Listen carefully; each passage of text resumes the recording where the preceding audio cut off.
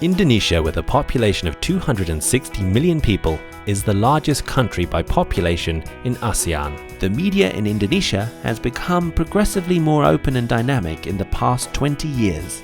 It is now one of the freest and liveliest in Asia.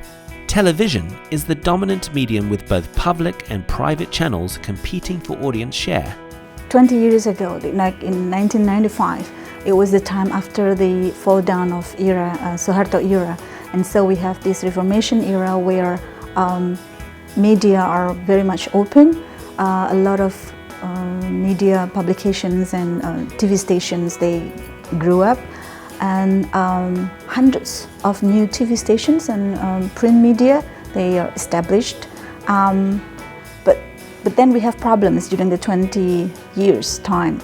It's no longer the freedom of press, but in terms of the concentration of ownership.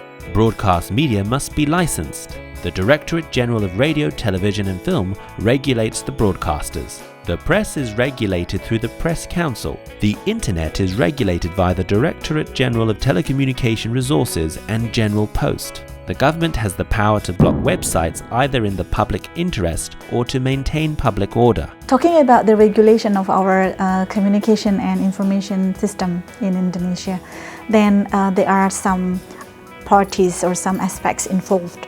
One is the government under the Ministry of Information and Communication, and then we also have Indonesian Broadcasting Commission.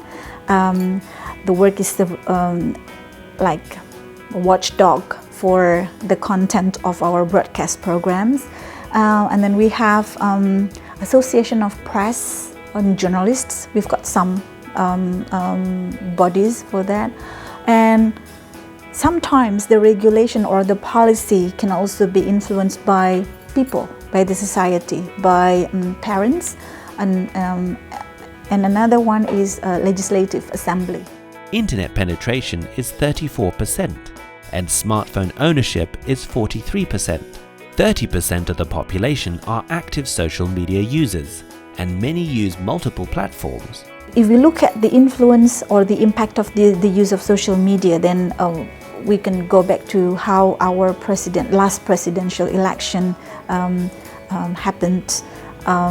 Majority of people were influenced in their votes because of this social media.